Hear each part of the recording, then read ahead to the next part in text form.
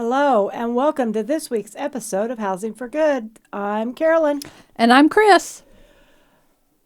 All right, so Chris, Yes? today I don't have any news. We have no news. What's the deal? No Well, we news. have some news. I'll just say this. Not Okay. this episode, but the next episode, we're going to have some big news. And I'm really excited about it, but I can't tell you yet, so you're going to have to listen. Ooh, it's a cliffhanger. It's a cliffhanger, so you're going to have to listen so you'll know what the news is. And we're Yeah. not telling you just yet. Yeah, okay. All right, well, today we have Ty Rhodes with us, and he is with the school district, USD 418, and he is actually the person in charge of McKinney-Vento. Chris, do you know what McKinney-Vento is? Sort of, but I think he would do a better job of explaining it than I would do, because I know it has something to do with homelessness and kids, maybe. Yep. That's all I know. All right. So, Ty, would you please introduce yourself and a little bit about your position? Sure. Yeah. No, thanks for having me. Ty Rhodes, and I'm the Assistant Superintendent of Schools for the McPherson School District. And you probably gave me too much credit for the position saying in charge of McKinney. I don't know if I would describe it as in charge of of that, but I appreciate that.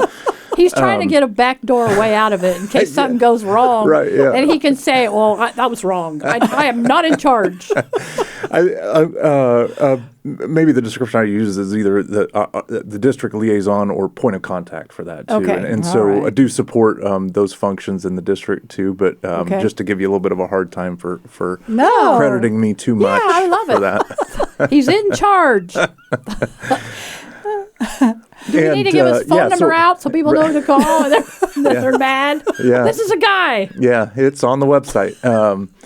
No, and I'm in my second year here Okay. in the McPherson School District, and have just really enjoyed working with all our folks in the school district. Yeah, it's been awesome. Yeah. Okay. So, tell us what the McKinney-Vento program is and who does it serve? Yeah, sure. So the McKinney-Vento Act, that's federal law. And I believe it was 1987 when that went into effect. And then as time has gone on, it's maybe been integrated into the educational K-12 sphere with that, and gone through some maybe iterations in some way, shape, or form through No Child Left Behind back in the early Okay. 2000s. Oh, yeah, I remember Yeah. that. And now, as of 2015, it was no longer No Child Left Behind, but Every Student Succeeds Act with that. And so there's provisions with McKinney-Vento that have kind of been in cooperation with both of those things at the federal level for a number of years. And the concept is it's putting supports in place for students who are experiencing homelessness. And I'm sure we'll get into some topics ranging of what is that? What does that look like? How does that impact kids too? But there's really just kind of the short synopsis of what McKinney-Vento is. It's a program in place to help support students who are experiencing that challenge and have some needs because of that. And since you brought that up, that was going to be my next question, is what exactly does that look like for a homeless student? For us, we have federal guidelines that we have to follow, and sometimes I don't agree with them, quite honestly. Is that the same with the school? What exactly is somebody who's homeless? Yeah, so there is considerations to make on that, and that's where this position comes into play as the person in charge or the liaison, That's right. the point of That's contact. right. Liaison sounds much for more that. sophisticated. That's what it is. Yeah, and terms that are involved are fixed, regular, and adequate nighttime residence. And okay, that sounds great. Now, what the heck does that mean? Right. Also, Yeah. and that can be a variety of things. That can be a student's family has been evicted and lost their current housing, and they're staying with some friends. It doesn't mean someone is living on the street. Okay, so I'm going to go out on a limb and say that some folks, probably at a time in my life, myself included, would think if somebody was homeless, I think of an encampment somewhere, right? And it doesn't necessarily mean that. So it could be because of a loss of housing, maybe we're staying in some type of transitional housing. Maybe it's in a hotel. Maybe it's doubled up with another family. It could even be I'm a student who's not with my parents or guardians because of some type of situation. I'm actually with another family member, but there's a possibility that also qualifies under McKinney-Vento as homeless for that student. Yeah. So is that, what do they call that when you're foster care? Would that doesn't include Yeah, foster so foster care would be, there's some different considerations, provisions there. Yeah, Okay. sure. Yeah, Okay. you know, growing up, we lived with our grandparents for, I don't know, 6 months to a year. My dad was between jobs, and we moved with our grandparents. And depending on the definition, so depending on your definition, we would have been homeless. But depending on the federal guidelines that we have to go by, they're not homeless, right? I mean, that's how that works for us. Is if you're in a place that's a place that you want to live, it's not considered homeless. It has to be outside or in a hotel or all of that. So it's interesting that the school definition that you're using is different than ours. Yeah, and that's where, to say fixed, regular, and adequate. Okay, now we also have to apply some context at times also. So,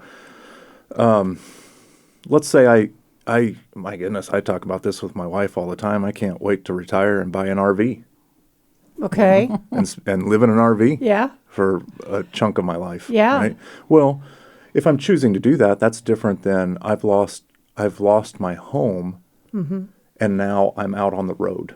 That's a different context. Okay, Yes, I made absolutely. a choice. Right. If I sold my house right now by choice, and we spent 2 weeks in a hotel while we were waiting for the next place to move, that's just a choice that I made. Right. That wasn't a hardship in my life. And so really we have to understand the context of each student's individual situation and apply the context and the nuance of everything that's going on. And of course we want to find the way that we help support the kid in the very best way.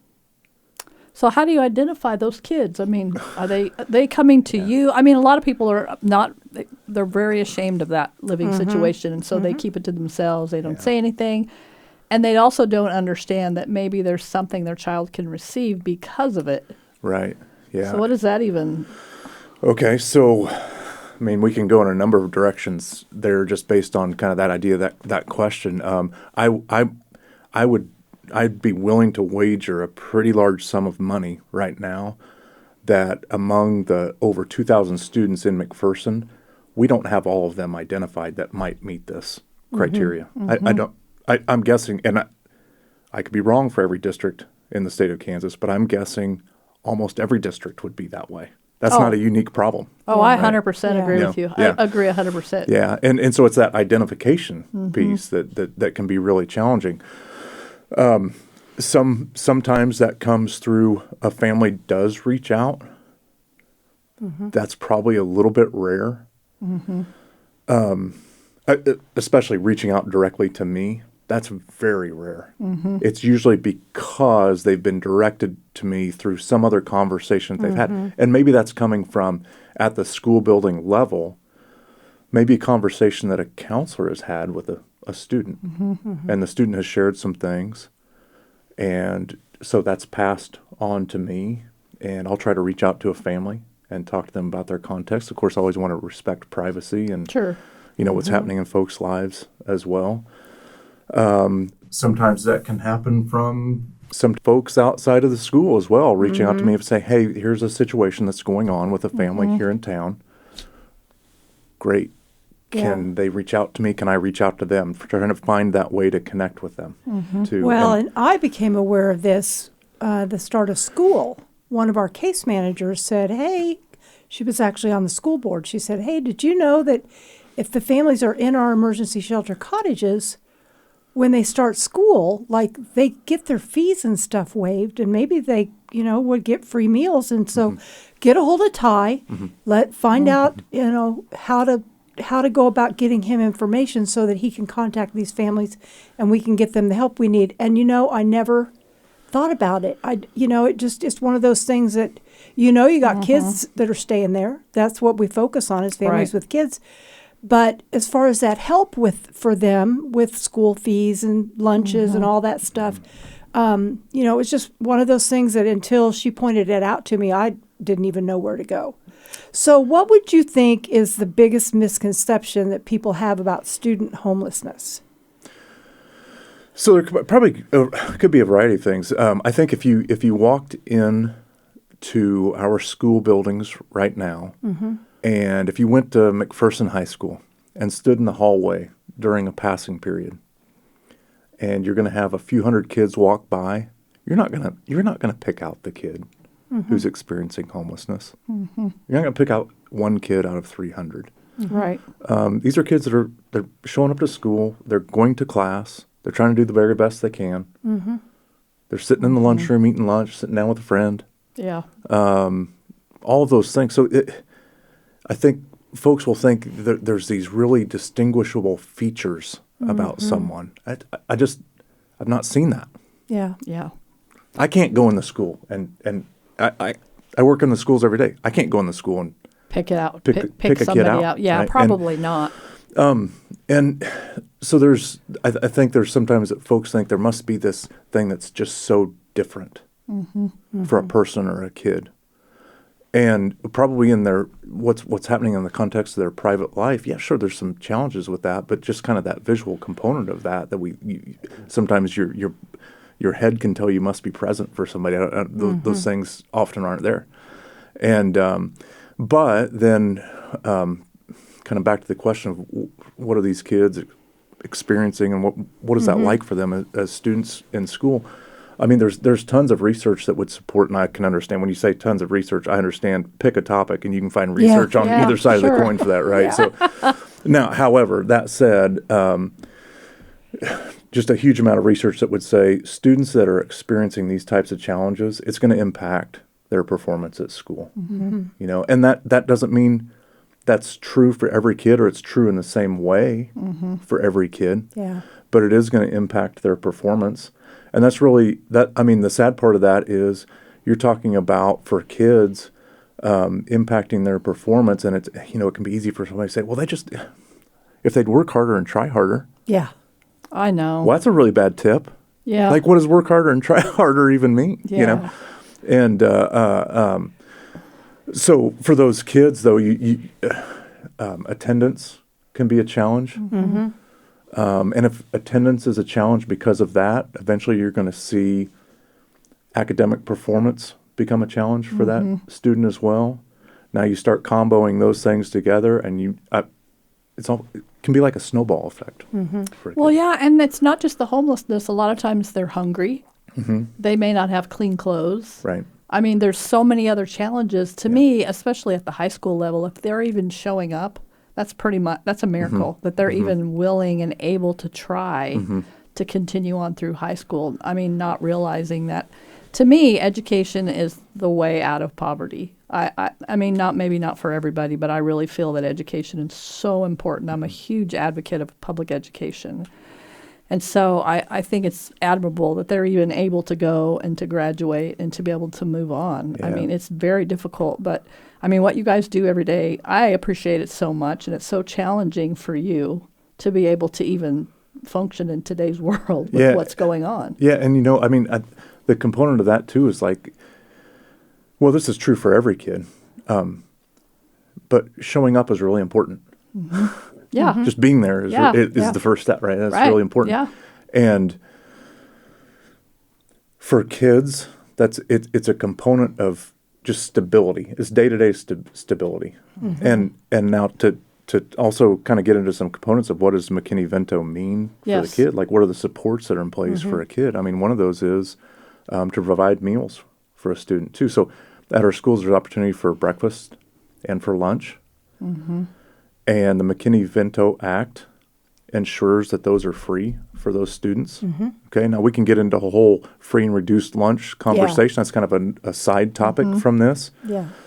Because a student right now is experiencing homelessness doesn't mean that back when they enrolled, what's today, April 10th? Doesn't mean back when they enrolled back in August. April 10th, we don't even know what date it is. The context could have been completely different in their life. And they may not have filled out the form to apply for free. I mean, Right. there's all those kind of components with that too. And but it ensures that for the rest of that school year, regardless of how their status changes, for the rest of that school year, it ensures that they have two meals a day with that. And, Carolyn, to your point about kind of enrollment with kids too, what we want to try to do with that as well is just eliminate any of those barriers to a kid getting enrolled and attending school. So I'm going to make up some numbers, but let's say a student had some fees of $150. This ensures also that, and it just gives us a kind of leg to stand on, I guess, so to say, with that of we automatically waive those fees. And that's part of that. That's built into that McKinney-Vento with that as well. And so, and under the concept of removing barriers for a student to enroll and attend school. Transportation can be a component of that as well. I know that we have used that. That's not always a need for every kid. But if it is, we put transportation in place for that student based on the context of where they're at and where they need to get to. So if they're staying at a hotel near the interstate and they're attending Roosevelt Elementary School, we will arrange for them to get picked up at or near that hotel and get to Roosevelt, to and from each day as well. And so that's built into that as well. And that we don't necessarily, there's not always necessarily a need each time for that. The easiest one right off the bat is just providing the free meals. Yeah, that's a big one. Yeah. We had a student actually that we called the school. Their family was living in a hotel on the west edge of town, and she was walking from there all the way to the middle school. So one of the case managers called and said, "Hey, we have the situation. It's winter time. She's walking however many. I think it's a couple miles, but for a 12-year-old, that's a lot." And they made arrangements, but I wonder if it had something to do with this McKinney-Vento, if I'm even saying that correctly. McKinney-Vento. McKinney-Vento. So I made up a new name. We'll just call it something else, and maybe we get more stuff, right? Anyways, but I wonder, you think it had something to do with that? Because the family was living in that hotel. They were homeless. Yeah, probably so, and that may have been that could have been. I don't know the individual situation there with that, so I'd want to be a little bit careful with that. But it could have that may have been a situation where perhaps the school didn't even know that yet. That's that kind of identification thing that can be such a challenge. The school may have not known that, and when it did get on the radar, then we were able to arrange. Yeah, that was awesome. I was so happy when they were. Our heart's always about the kids. For McPherson Housing Coalition, we've always focused, and that's why our shelter is children focused. Yeah. Everything is about our kids, and so that's always our heart is how do we get those kids whatever they need so they can be successful. Yeah, and you think about, just in our community too, kind of with the transportation, if you're staying at a hotel that's out there near the interstate, and you've got a little kid who's going to walk to one of our buildings, that doesn't seem like a very safe walk to me. No, sure doesn't. Right? No. You're crossing some busy intersections. There's not crosswalks. There's not sidewalks. There's an interstate there with who knows who running through it. Yeah. Well, and honestly, it's miles. Yeah. So when Chris started the Housing Coalition and we started doing the work we're doing, she will tell you that she got invited to come to this meeting where they were going to talk about homelessness. And she's like, what homelessness? We have one person that's homeless and she sleeps by the Y. We don't have a homeless issue. And so then as you dig into it, you realize, yes, we do. We do have it. It's maybe invisible. You may not be aware of it because you just aren't looking right or you're not in the right places to see it. But I would like to know how many students in our school district are they are under the McKinney-Vento Act right now. Yeah, so you know what, Carolyn, you actually previewed that question to me, and I don't know the real number. To disappoint we gave you a whole list of things to study and read. This is like, what do we want to give this person a grade? I'm not sure if one of my professors in one of my classes would have allowed this. But I was to get to my point on that though. I did not pull that exact number with that. You have a guess? I will tell you right now what we would have, and when I use the term coded, I'm thinking about some of our reporting mechanisms for that. So we probably have a less than a dozen kids that are coded as homeless, but my guess would be there's at least a dozen to 2 dozen more that could possibly, and I say could possibly because again, there's kind of some Sure. context with that, could possibly qualify for that. How many did we have in our shelter just recently? How many kids do we have in our shelter? Do we have that many or more? Oh, yeah. I mean, at one point, I thought we had 15 kids running around. we did. Yeah, at one point we did. Just in our shelter. The cottages, we have 9 that are 2-bedroom. So we basically say that can be a mom or a dad with 2 or 3, depending on the ages of them, for that 90-day stay. And so, yeah, there was a time there when we probably had 15 kids. Now, some of them were little. They weren't even in preschool yet. But I think people would be shocked if they knew the true number of kids. I know we see the families, but for the community to realize how many people that we've helped and that are actually facing homelessness. So, and I know that Carol and I have spoke on the phone more than once. More than once. And I'm into Was she nice? That's what I have Yes. to know. Okay, good. Because we can get a little not nice when No, when we're advocating for our kids. No, I think Okay, good. I interpreted it as nice. Put it that way. Okay, that is awesome. I'm into my second year in the position too, and so back to what you were referencing of a caseworker helping kind of inform you of some opportunity there with that. That would have been right as I was starting the position as well, probably a couple months into the job, the first time that we had ever spoke on the phone with that, and just trying to get some families connected with that. And so you always hope there's folks in the communities that can help you with that. And then the challenges in that are just, it's great if Carolyn and I talk to each other. That's awesome. Yeah. Yeah. But that doesn't mean we necessarily got the end result yet. Not yet. Because there still has to be some connection with families a little bit. And sometimes there can be challenges with that of, I'm not in other people's shoes, but if I was trying to jump into somebody else's shoes and, hey, if Carolyn says, hey, contact this guy down at the school district because he's got some information for you, and you're doing that with all goodness in your heart of trying to help them, I can sure see how, if I was putting myself in somebody else's shoes, they're going, hey, that sounds great, but now I step away from that conversation. I'm like, I don't want to talk to somebody about that. Yeah, well, and I think there's a misconception that if you are homeless, somebody's going to come in and take your kids away. Right. If that they're going to pull the family apart, and that is not true. We need to help the family and keep them together, and that's one reason that we have the cottages we do. Because if you are a couple and you have children and you're homeless, we want to keep you together. Right. If you end up in some of these other cities, the dad's over here and the mom and the kids are over here, and they've just separated the family, which makes the trauma that much worse. But yeah, by somebody coming and speaking to you about their situation and how it would impact their kids at school, that is not putting red flags up for anybody that you're doing anything wrong. Right. We just want to help you help your kids. So are there 4? Go ahead, I interrupted. Well, I was going to say, in fact, it's probably the way this should function is quite the opposite of that.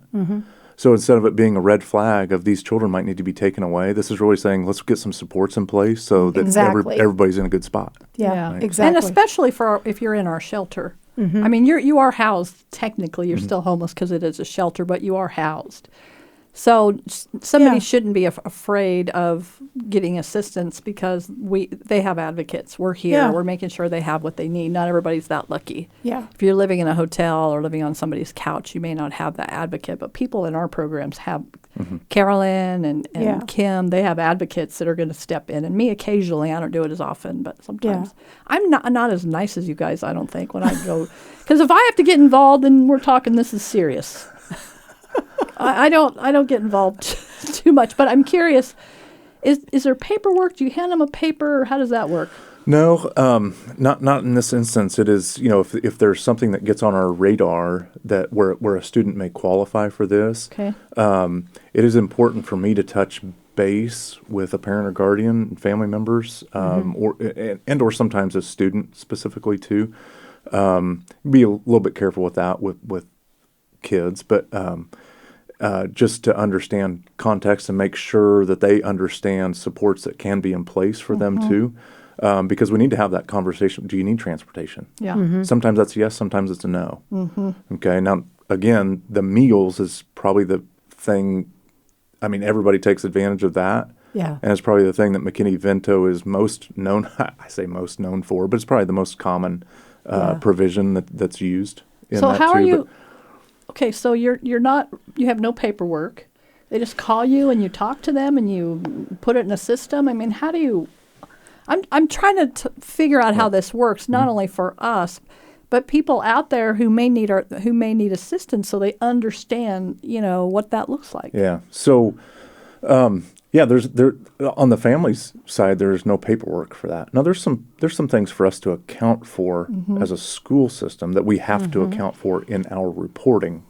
Okay. But that's neither here nor there. Right. For the family. Okay.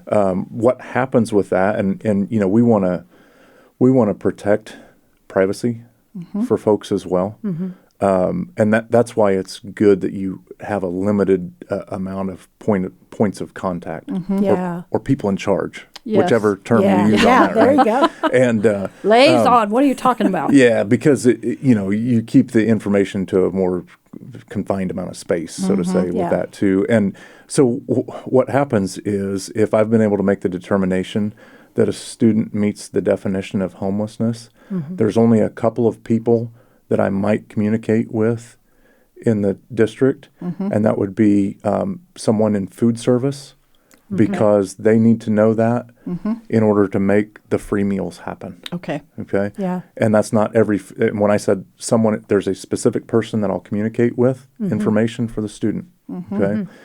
There's a specific person who works for our district on the reporting end that'll provide some information, because there's some coding that has to go with that of they're homeless and living in transitional housing. They're homeless and doubled up with another family. Like, there's some different categories of that Yeah. we have to report on. But again, that's very private, and that's not public information that goes out about a kid or a family. And if transportation is needed, there's a person at our bus barn that I'll communicate directly with on, we have a need for this transportation. And outside of that, there's not a lot more conversation.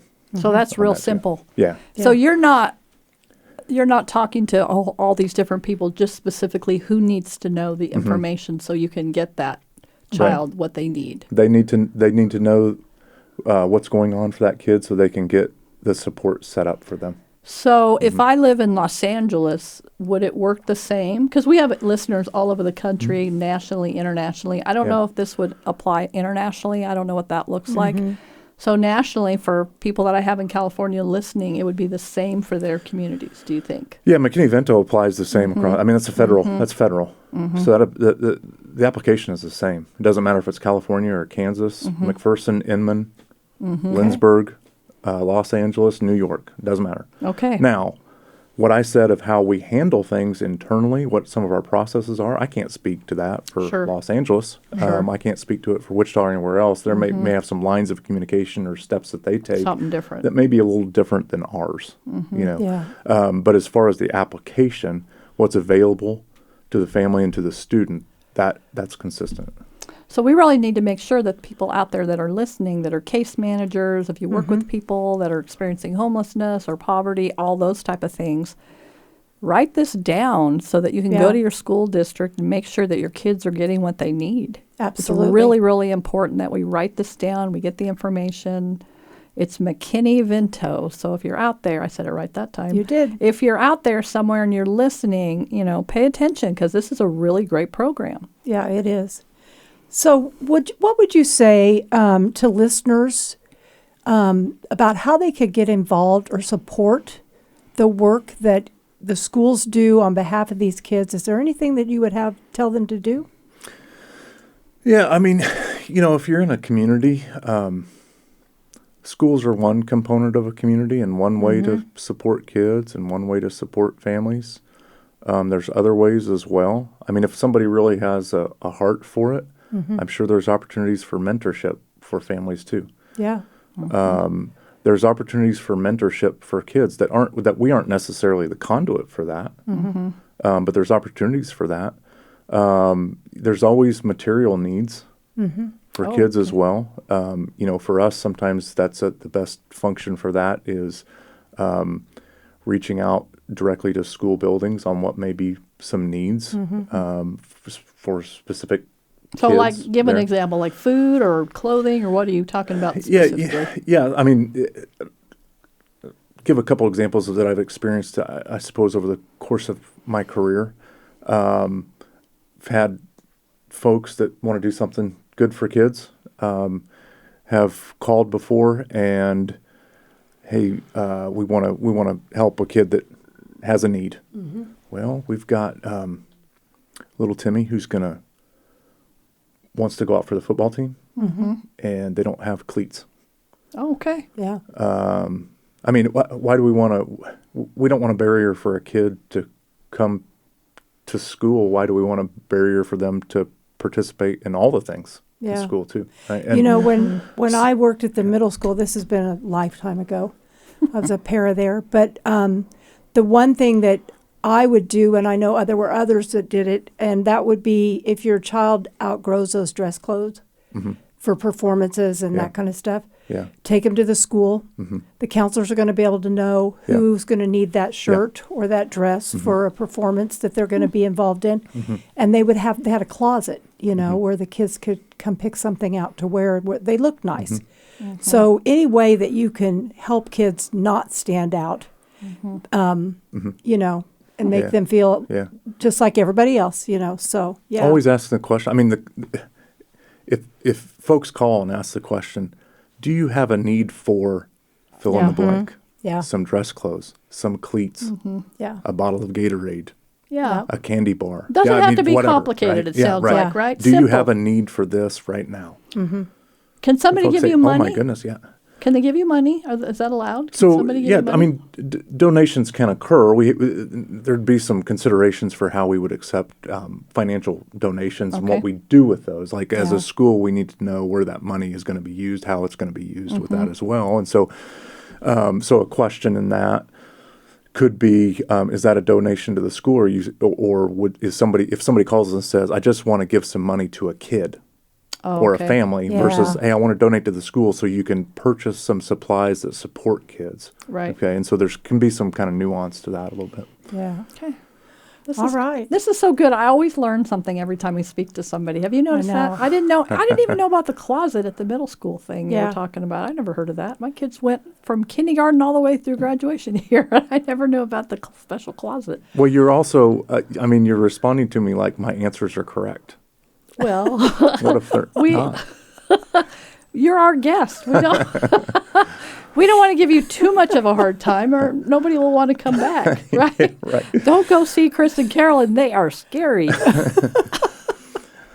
So we are so thankful that you Yeah. joined us today. This can be such a big topic, and we can probably talk for hours. But thank you for joining us today. If you would be interested in being on the show and being the quote unquote expert Yes. in the field, give us a line. Give us a review. Tell us how we're doing. Give us a question. Ask we us need a question. We really could use a question. We haven't Yeah. had one in a minute. And you can do all of that at housingforgood at mcphersonhc.org. Thank you for listening. And have a great day.